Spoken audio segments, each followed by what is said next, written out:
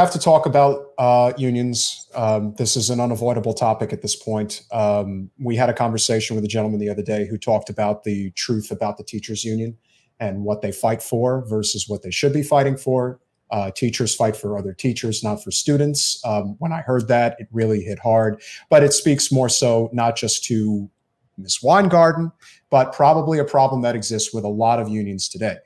No greater example of that was after India, you won your primary. One of the local unions still backed Mr. Brown in the general election. It was one of the most despicable displays of corporatocracy I've ever seen. And that, probably as much as anything that occurred after you won the primary, was the biggest slap in the face. You knew what corporate interests were going to do, but this idea that unions, which are supposed to be about labor, were going to get behind this defeated mayor because they are just as corrupt is a big problem. Now, it's not a question of the rank and file, because most of the rank and file agrees with what we're trying to do, but the leadership is a whole other animal. So if you guys can talk about what that experience has been like, Shahid, I'm sure you can have plenty to talk about, because San Francisco used to be a union town, but it certainly isn't the one it used to be. And so whoever wants to jump in, obviously what both of you have gone through regarding the differences between unions versus labor, I think is very, very distinct, because we dealt with that down here. Yeah. Like I'm always pro-labor. I'm not necessarily pro-union. And it really depends on who's running that union. And we have it here. It's really bad. Shahid, I'm sure you could talk about that at your local level, but like ours is, they're just in bed with Debbie because they're in bed with Debbie. They're not looking out for what's in the best interest of workers. Like that's just the political corruption at the top of the union is really no different than it is in our legislature. We met a union member on election day, or it was like close to election day, and he showed up with his AFL-CIO pamphlet and says, "I just do what my boss just tells follows me." the card. Yeah. There were people who had moved up the ranks in the union that I fought side by side with, that I was like on picket lines together, on long bus rides to Albany with, who know who I am, who know that I'm pro-labor, who know that I'm pro-worker, who then went out and said India is anti-union. We had an incident where the collective bargaining agreement for our print shop expired. So rather than fraudulently putting the union bug on lit where there was no agreement, we just left it off because we weren't sure what was going on. And they were like, look, she's anti-union. She's anti-union. None of that is true. But again, like this is about the maintenance of power and control and really keeping the little guy down. And these are things that I experienced both as a union member, right in the shops, and as a person who was running for office. So, the solution, I have no idea what That's what I was going to say. What's the answer, Shahid? I have ideas here. So first, again, I'm just so sorry that happened to you, India. To see labor turned on itself by union leadership serving the corporate bosses before the rank and file is a particular kind of disgusting and betrayal. And I've certainly encountered it here too. Every labor union in San Francisco. And just to be clear, this was the site of a general strike in 1934, right? So like all of the unions banding together to fight Wall Street together. And not a single one of them could even be bothered to have any kind of process before deciding to endorse the corporate Speaker of the House who blocks universal health care, who blocks the federal minimum wage from increasing, and who at the time opposed the Protecting Right to Organize Act. And I'm glad to have, frankly, dragged her into supporting it after winning the primary in 2020. But to see unions become so complicit in their own erosion at the hands of these corporate bosses. And Pelosi's kind of unique because she's not just a corporate Speaker of the House, but she's an oligarch herself, right? And then when you think about congressional insider trading and the stakes that oligarchs take, I mean, she's an owner of some of these corporations, at least in infinitesimal microcosm as well. The point here I'd really want to drive home, and this is I'll just make this sort of clear in a case study. SEIU comes to mind, Service Employees International Union. But in solidarity with them for years, been on picket lines with them, stood around. Locals. Yeah. Great locals. Yeah. Great locals. Absolutely. And here in not just San Francisco, but California, the statewide affiliate endorsed Nancy Pelosi a few weeks ago without a debate, without a process of any kind, even transparent to its rank and file.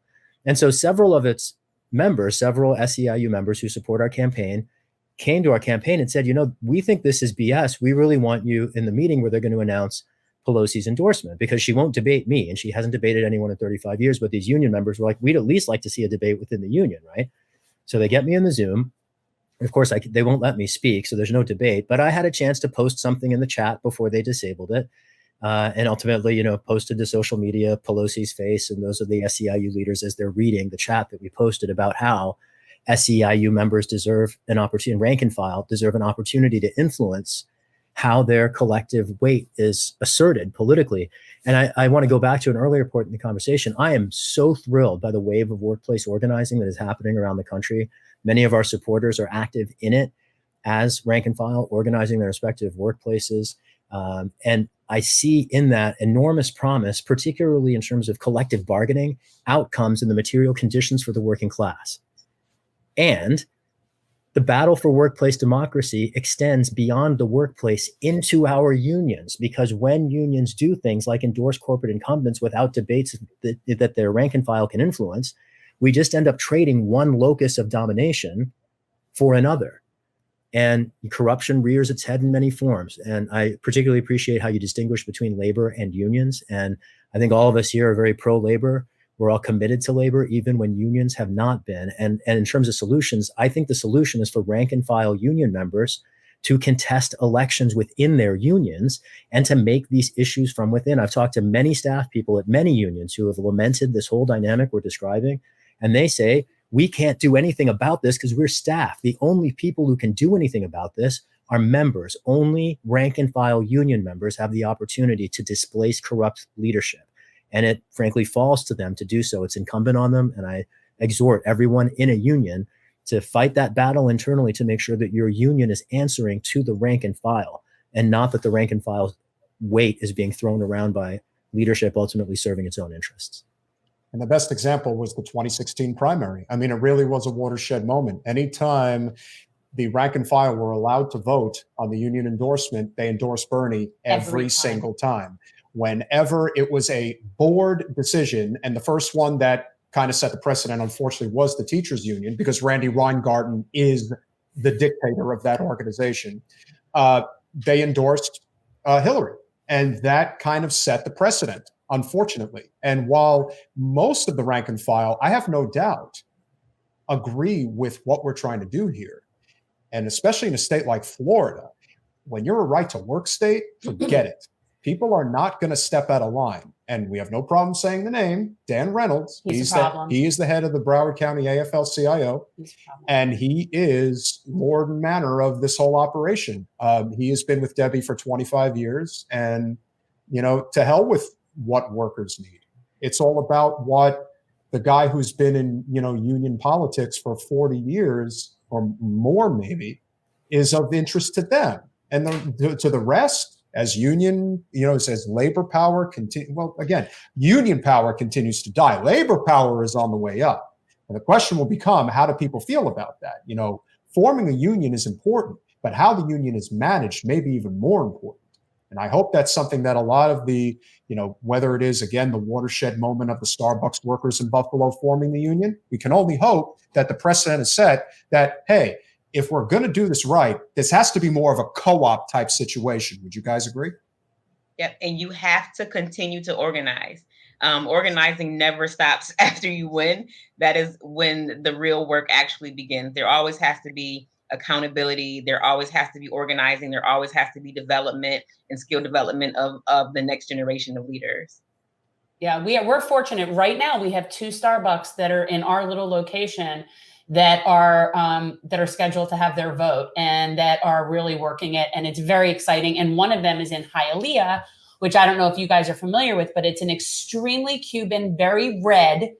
Not normally the idea of union to them is way socialist. Like this would normally be the last place you would expect that. And yet it's going really well there. So like for us, that's a big deal to have that area be like accepting and supportive of a union. I mean, it's a big deal for us. It's a big deal anywhere that workers have an opportunity to band together, because the difference between being in a union and not is the difference between being subject to the vagaries of the marketplace by yourself against the combined weight of Wall Street versus having other people who have your back. It is literally that simple. And within the context of the workplace relationship, beyond wage bargaining, collective wage determinations, I particularly think about workplace safety as an area where unions play a really crucial and overlooked role, because in non-unionized workplaces, like Hollywood, for instance, someone died on a film set because there weren't unionized workers there who knew how to use the props. And like unionization ensures much more than just the opportunity to be paid a living wage. It also relates, it helps people get home at night. And I think that's a huge difference in the lives for the people who have the opportunity to participate in unions and not. And as long as we're on it, I just want to shout out the Protecting Right to Organize Act, which has not yet passed the Senate. Yeah. Workplace organizing fights at the moment happen on a tilted field, and a tilted field very much tilted in favor of the bosses. And the PRO Act would level that playing field and make it easier to form unions. It would make it so that there would be actual penalties when labor rights are violated. At the moment, they tend to be after the fact, a day late and a dollar short. So even the meager labor rights that the NLRB has recognized tend not to be meaningfully enforceable at the time when they would be most helpful. So the PRO Act would be revolutionary. And for people whose senators perhaps might not have yet supported it, I would encourage them to write a letter with your neighbors. Thanks for watching. If you want to support our mission to transform politics into service, please like this video, subscribe, follow us on social media, and consider joining our Patreon, where you'll get early access to our interviews as well as other exclusive content. Links are in the description. Peace out.